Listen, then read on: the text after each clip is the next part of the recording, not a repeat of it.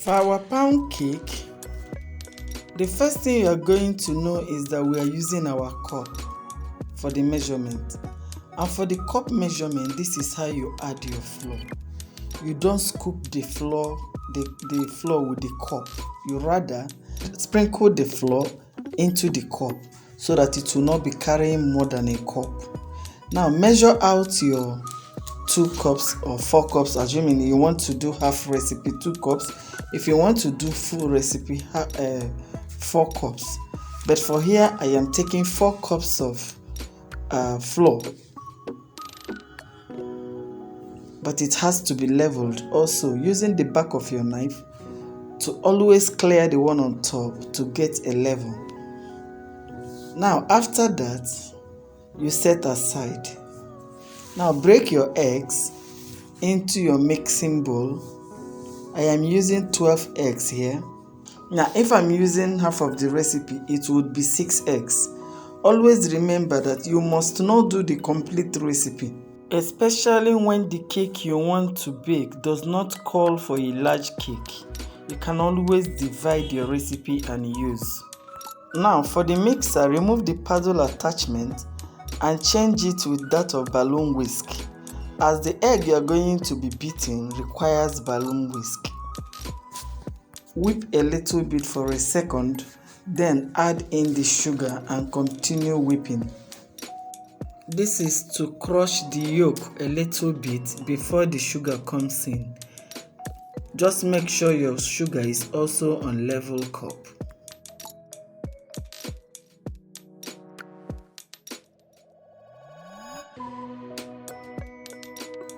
Now gradually add it into the egg and allow it to beat for like 10 minutes until it is creamy and has doubled in size. While that is going on, let's prepare the rest of the ingredients. Now our flour is already there, which is 4 cups. We are going to be adding our baking powder. Here our baking powder is 2 tablespoons and our baking soda is half tablespoon.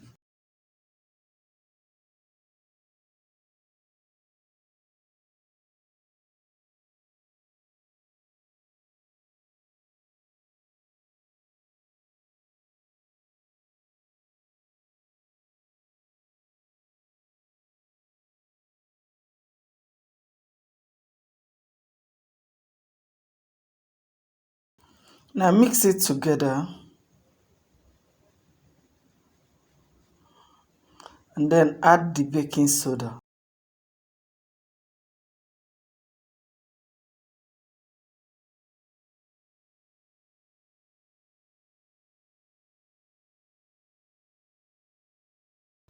So what I put there is 5 ml and 2.5 ml, which will give me 7.5 ml, which is also half tablespoon. Now next, you melt the butter you want to use. Place hot water on heat. When it becomes very hot, then place your butter on top. Start stirring so that it will melt completely. Don't over melt. We don't want the butter to turn to ordinary oil. So this is actually what you get.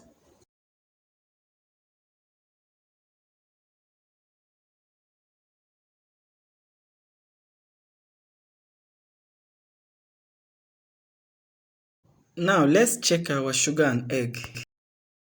You can see the sugar and the egg has doubled in size and has become very creamy, like ice cream. So next, you fold in your flour, but this time around, you are going to be working fast.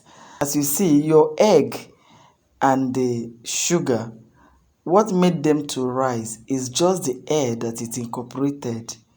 If you are too slow in mixing the rest of the ingredients, it will just become flat and you will not get the recipe right. So now you start adding your flour and then start folding.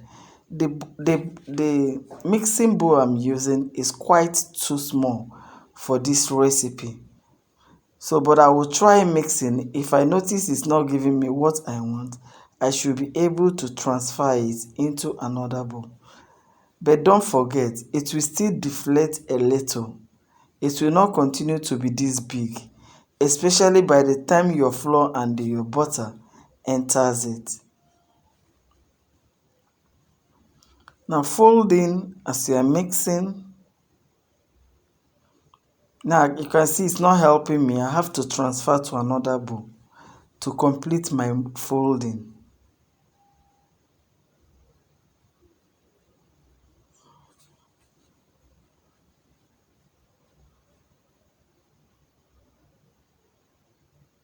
So you can see I have to transfer it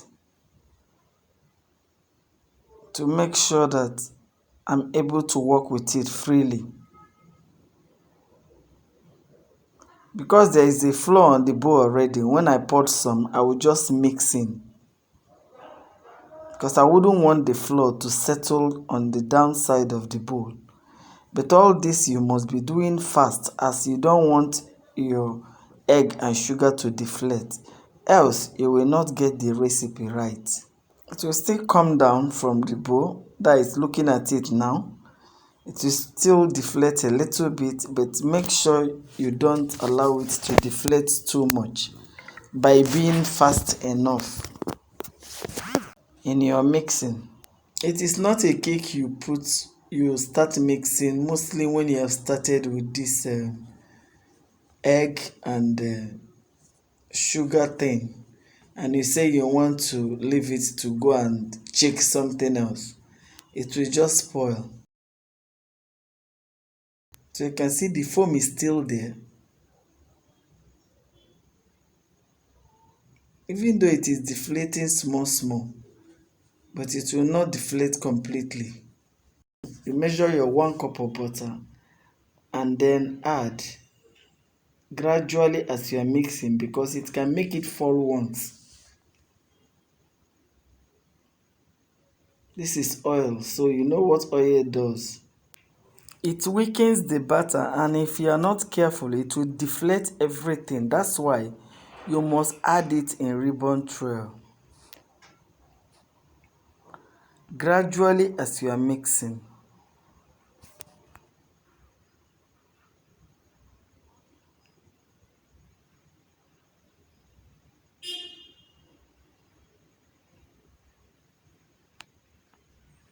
You can see it's going down now on the bowl the more. But just don't worry at this point, continue mixing. Now you add your vanilla, which is 2 tablespoons, and mix very well. Next, you transfer to the prepared pan. I'm using 6 inches pan, 3 of them.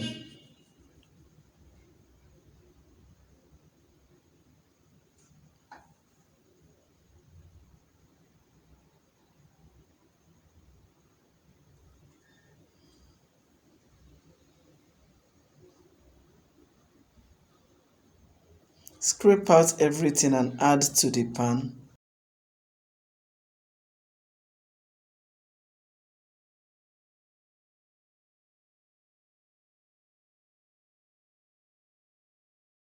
Then garnish them with your almond seed, raisins, and toasted coconut.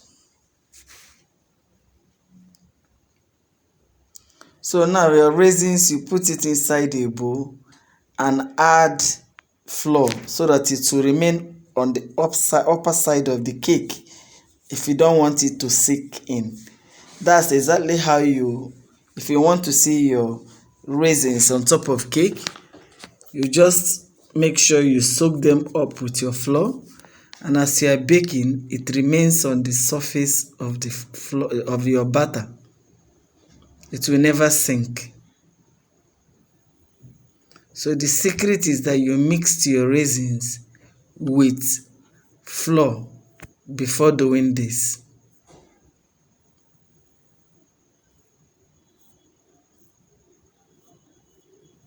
So after that, I am going to be adding my crushed almond, which I've showed you how to do in my fruitcake video. So you now add your crushed almond, and after that you can sprinkle some of your toasted coconut, but the one I actually needed is the ones that the teeth are bigger. This one I'm using is just desiccated, but it is toasted. Now don't forget, you must not use these three ingredients. I use them here because I'm trying to show you what you can use for your topping. Ordinarily, if I am working for a customer, it is either I'm using my raisins, which is the first one I added, or I'm using my almonds, or I am using the coconut. Don't forget, you must not use the three. Okay, this is the coconut. It is actually desiccated but toasted one.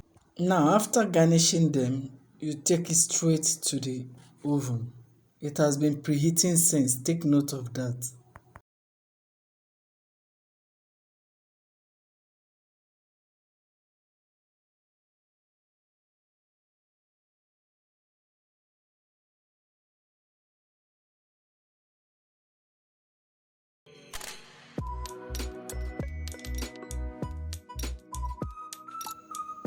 So now you can see it is ready. The next thing now, we flip it over to see how well it cooked. You can see the middle pan is actually too much. The thing rises to the top, meaning that if you are baking this, just try as much as possible to put them in 4-6 inches pan. But if you are to use 8 inches, 2 of it will work. So you can see it is even almost getting burnt.